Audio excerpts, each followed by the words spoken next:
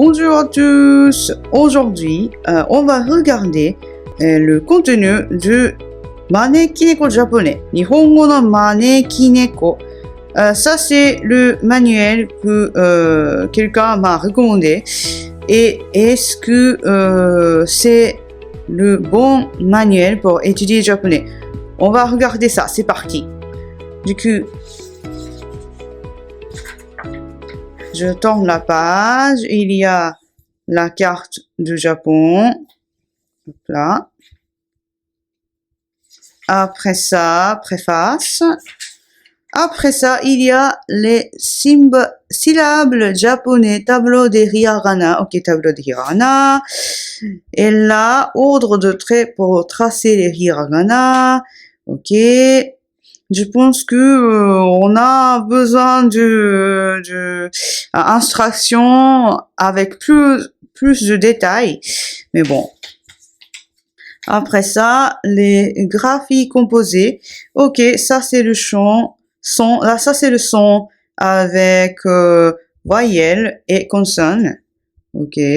Règle complémentation d'écriture. Ok, du coup, il y a le note. Quelque chose pour faire attention quand on écrit hiragana. Et là, texte 1, ça c'est tout écrit en hiragana. Ok, c'est un petit peu intense, je pense, si on ne connaît pas comment on lit le hiragana. Mais à la base, il écrit je suis prof, watashi wa sensei desu, et je suis japonais, et vous êtes français.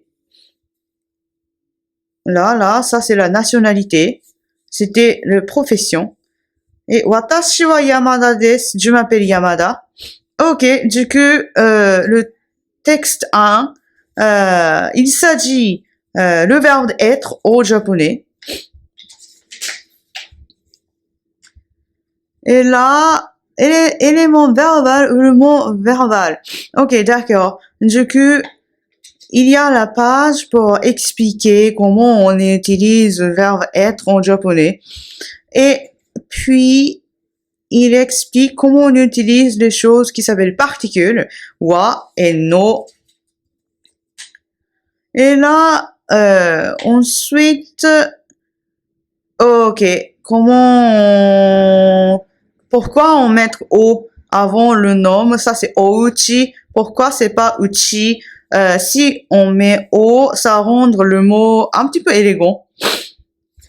Là. Ok, ça c'est le vocabulaire de grand-père, grand-mère.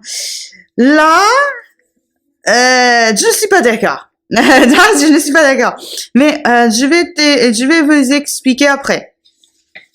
Du coup, texte 2, ça c'est... Ok, ça continue en utilisant wa pour particule. Aujourd'hui, nous sommes en dimanche, ok. C'est un jour de congé.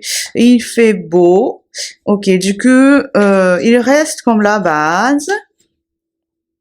Et il ajoute un petit peu l'adjectif i pour bon, petit, chisai, vieux, furui, grand, ok. Et avec ça, il ajoute encore une fois les particules to. Ça c'est avec. Ouais, du coup, il ajoute explication du adjectif. Là, ça c'est... Ouais, jour de la semaine. Et il y a un exercice. Il y a le tableau de katakana après texte du. Ok, c'est... Et ordre de traits pour tracer les hiragana. Ok. Du coup, on est en texte du et déjà, il y a deux tableaux. Un tableau pour hiragana, un tableau pour katakana. Et tout est écrit en hiragana. Comme ça. Et comment ça s'est passé dans la dernière page de ce manuel-là? Ça, c'est texte 10. à la fin, en fait, à la fin, on lit le petite histoire de Gongitsune. Ah, Gongitsune, c'est très nostalgique. Quand j'étais petit, il y avait l'histoire de Gongitsune dans le manuel du japonais, école primaire. Ok, texte complémentaire. Du coup, ça finit par exercice 10, c'est ça? Fiche grammaire. Fiche grammaire. Désolé pour le tremblement de mon caméra. Je n'ai pas le truc pour fixer le caméra, c'est ça. Ah, ok. Du coup, la fin, ça c'est texte 10. Un jour de congé pour le japonais. Ok. Là, il y a beaucoup de textes et il y a plein de kanji là. Waouh, c'est un petit peu intense, hein. Et avec kanji et hiragana, qu'est-ce que c'est que ça? Ah, ça c'est pronom réactif, je pense. La phrase complexe, la proposition déterminant. Mais la montagne où nous allons est loin. Ah oui, c'est comme le mot réactif, qui, que, je pense. Et on n'a pas besoin d'avoir qui, que, au japonais. Et on doit changer l'ordre de mots, changer la phrase un petit peu pour dire la phrase avec liation. Le texte 10, il vous explique le petit détail aux nuances du japonais. Mais là, ça veut dire que jusqu'à texte 10, on va faire tout de détails, tout de base de grammaire en japonais. Et fiche grammaire, il y a un kanji là. Et tout est écrit noir et blanc, comme ceci.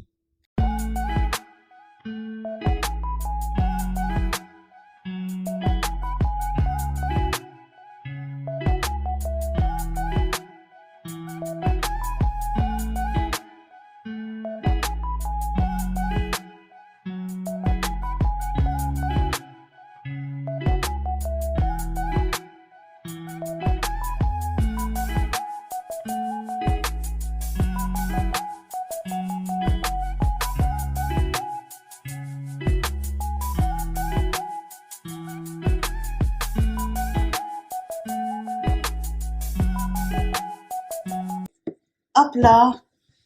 Là, du coup, le préface tableau des hiragana, ça c'est ce que on a vu sur le manuel.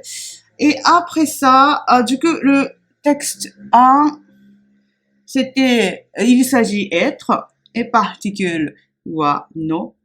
Et texte 2, il y a quelque chose, et adjectif, emplacement des objets comme quelque chose et en haut, au bas, et jour de la semaine. Et après ça, il existe le tableau des hiragana. Et après ça, conjugaison de verbes, ça continue. Mais là, ça vous explique la règle de conjugaison de verbes. Et là, je ne suis pas d'accord. Parce qu'il utilise la façon spécifique, très très originale. Et si c'est facile pour vous à comprendre comment conjuguer au japonais, c'est tant mieux. Mais sinon, ça complique les choses parce que dans des autres manuels, ils utilisent des autres façons à apprendre le verbe au japonais. Et quand vous lisez des autres manuels, vous ne comprendrez pas. Du coup, je ne suis pas du tout d'accord avec la façon où le maneki au japonais veut montrer comment conjuguer le verbe au japonais. Mais bon, on va continuer. Il arrive que, ouais, du coup, je sais pas pourquoi il a commencé à vous expliquer l'expression comme ça ici dans l'étape 3. Parce que déjà, il y a plein de choses à apprendre. Mais il a ajouté, il arrive, koto ga arimasu. Je sais pas pourquoi. Je sais pas du tout. Et le texte 4, il explique particules wo, ni, kara, de. Et là, hop là, ça, je suis pas d'accord avec cette manière-là parce que si vous apprenez plein de particules, particules, ça marque la fonction du mot en japonais. Et si vous apprenez toutes en même temps, ça complique les choses beaucoup. J'ai vu plein de mes étudiants qui ont du mal à distinguer le particule.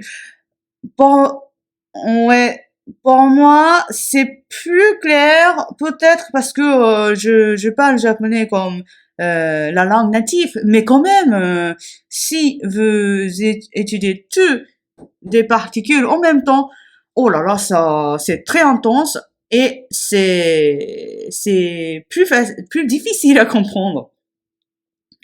Et il ajoute conjugaison d'adjectifs et il ajoute comment on transforme adjectif à adverbe.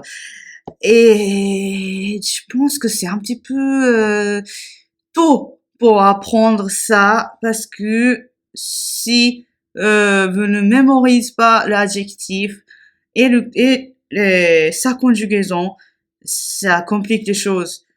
Et peut-être vous avez déjà vu ce mot, la conjugaison d'adjectif, mais qu'est-ce que c'est? Parce qu'au japonais, on a un petit peu le mot comme être, mais on n'utilise pas comme être. On directement conjugue les adjectifs et vous devez mémoriser de chaque conjugaison. Et peut-être vous avez déjà entendu qu'en japonais, on a la forme verbe puri et la forme verbe normal. Et là, par rapport à adjectif, on a la même chose. On a la conjugaison de adjectif normal et adjectif poli. Du coup, si vous ne mémorisez pas et vous mémorisez la transformation d'adjectif à adverbe, là, je pense que c'est trop intense pour vous. Et je vais continuer à expliquer le texte 5. Il s'agit de conjugaison de la forme politesse du verbe. Et il continue la transformation de adjectif à adverbe. Et il ajoute le particule made. Du coup, je me demande pourquoi il ajoute la conjugaison de la forme politesse de verbe ici, parce que dans le manuel, on a déjà commencé à étudier adjectif dans le texte 4, et notre tête, c'est la mode adjectif. Et maintenant, il revient de conjugaison de verbe. Et ça, c'est la forme politesse. Je sais pas pourquoi. Je sais pas la logique de la construction de cette manière-là. Mais bof, texte 6, la forme impérative de verbe, la forme progressive. D'accord. Du coup, il a commencé à faire quelque chose un petit peu difficile. Je dirais que la base de votre japonais, ça finit par le texte 5. Et texte 6, cette manière introduit la forme de impératif de verbe. Et on utilise ça pour dire quelque chose qui continue, quelque chose qui dure. C'est un petit peu comme I have been doing en anglais. Du coup, si tu parles anglais, c'est plus facile. Mais si tu ne parles pas anglais, c'est un petit peu difficile. Mais imagine que c'est similaire que passé imparfait, mais c'est en présent. Du coup, quelque chose qui dure, quelque chose qui vous faites récemment, votre routine du matin, du soir. Là, ça c'est la forme. Je toujours utilise ce mot progressif, mais le manuel utilise la forme duratif. Ok. Et si vous mémorisez la forme impérative, de temps en temps, ça s'appelle la forme de T parce que toutes les formes du verbe finissent par le son de T, comme le bas son de T, mais ça s'appelle la forme impérative, ça s'appelle la forme de T. Donc si vous mémorisez ça, vous pouvez dire est-ce que je peux faire quelque chose, il ne faut pas faire quelque chose, ou ouais, du coup là ces choses-là, ça c'est pas dans la même, ça n'a pas la même signification, mais on utilise la même forme de verbe. Et après ça, cette manuel ajoute l'expression de puisque, kala. Et texte 7, adjectif, ah oui, il vous explique comment on liste adjectif et adjectif et adjectif. On fait la même chose comme le verbe, on forme la forme de T qui finit par le son de T. Et après ça, je sais pas pourquoi il y a faites-le s'il vous plaît ici. Faites-le s'il vous plaît, on ajoute kudasai. Ah, peut-être on mémorise la forme impérative, la forme T ici dans texte 6 et on utilise la même forme mais en disant s'il vous plaît, en ajoutant s'il vous plaît. Mais si j'étais vu, je vais ajouter là-bas parce que c'est plus facile que on forme la phrase comme est-ce que je peux faire, il ne faut pas faire. C'est pas d'accord. Et là, cette manière vous présente comment on parle dans la vie quotidienne en ajoutant ne. Ne, c'est un petit peu comme n'est-ce pas dans la conversation quotidienne en français, de temps en temps on ajoute quoi, peut-être le mec. Ne, c'est un petit peu la même chose. Mais ne, ça fonctionne pour confirmer des choses en japonais. Et texte 8, il ajoute encore conjugaison de verbe, mais là, oui, et négation, négatif. Le verbe négatif est passé. Et je ne suis pas d'accord, je ne suis pas du tout d'accord avec cette manière-là. Parce que là, c'est la base. Pourquoi on doit faire ça en texte 8, le chapitre 8, je dirais. Je dirais que le contenu là, comment on conjugue le verbe au japonais, ça c'est la base. Ça c'est la base. Si vous n'avez pas la compréhension, si vous n'avez pas mémorisé la conjugaison de verbe, comment on fait des phrases avant le chapitre 7, chapitre 6, chapitre 5, c'est hyper bizarre.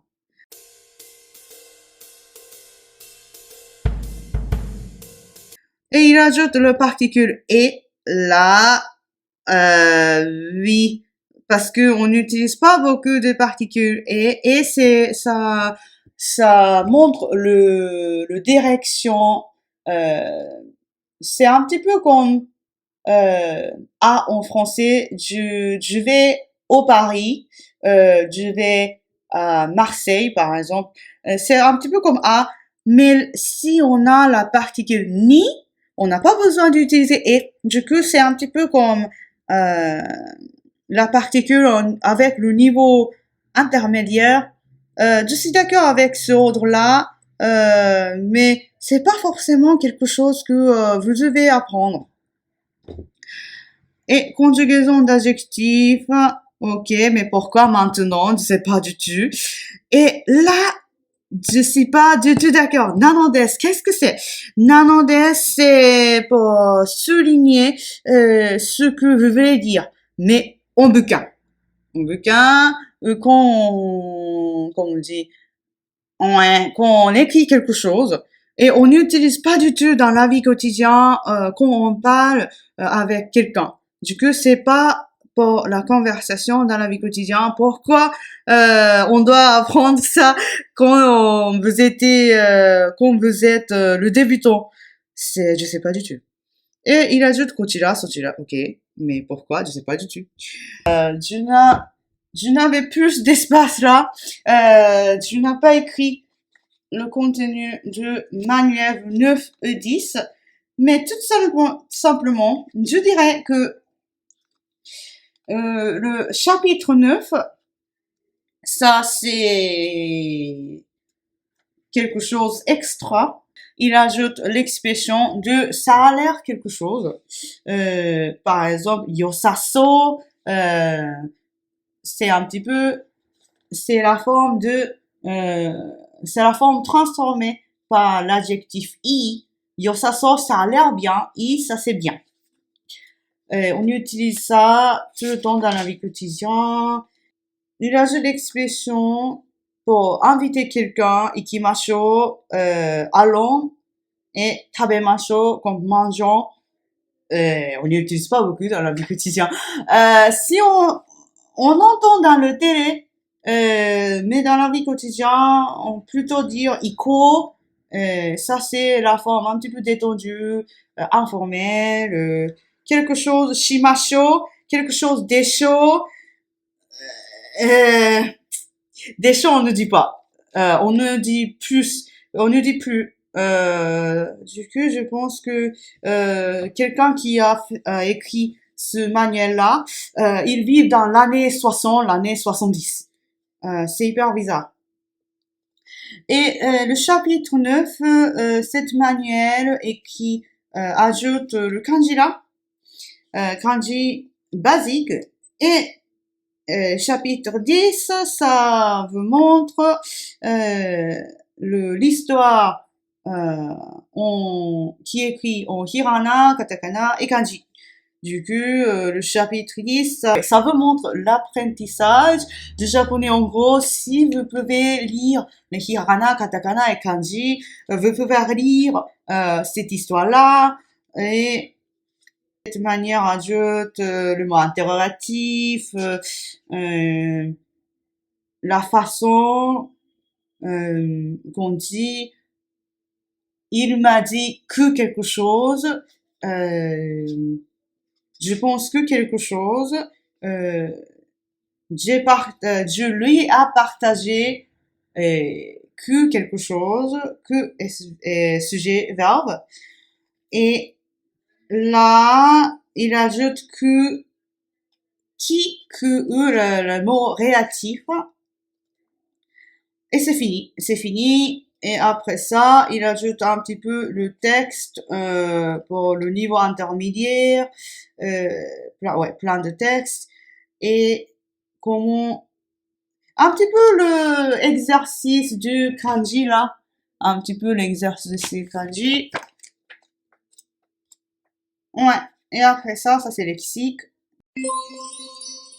Quand je jette un œil comme ça a l'air super. Mais maintenant, j'ai beaucoup de doutes. Je sais pas l'ordre du contenu de cette manière-là. Je sais pas si j'étais vu, je sais pas comment j'apprends le japonais avec ce manière-là. Peut-être cette manière-là, imagine qu'il y aura le prof devant vous et il explique toutes les choses en live comme ça pour vous aider à apprendre le japonais. Mais sinon, c'est hyper difficile parce qu'il n'y a pas le structure. Je dirais que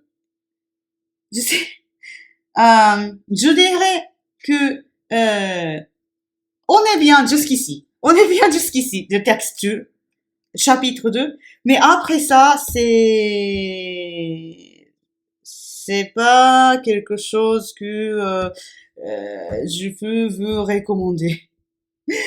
Désolé, mais ça, c'est la réalité.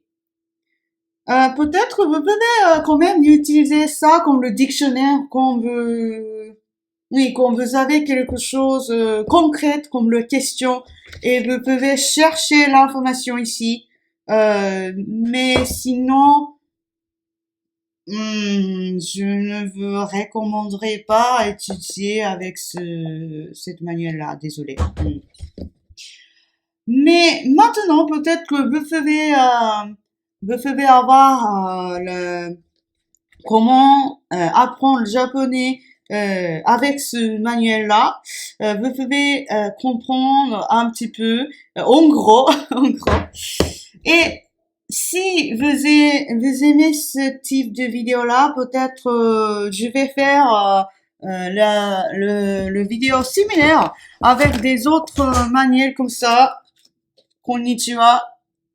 Et peut-être je peux faire la même chose avec Minna no Nihongo parce que pour moi, Minna no Nihongo, c'est la manière plus intense et peut-être que vous avez besoin de un petit peu les conseils, un petit peu l'explication, comment on doit utiliser, comment on peut utiliser cette manière-là. Ok, merci beaucoup. Si vous aimez la vidéo, likez et partagez. Et si vous avez des questions, n'hésitez pas à écrire dans la section de commentaires. Je vais checker chaque question. Et à bientôt. Bonne journée. Matane.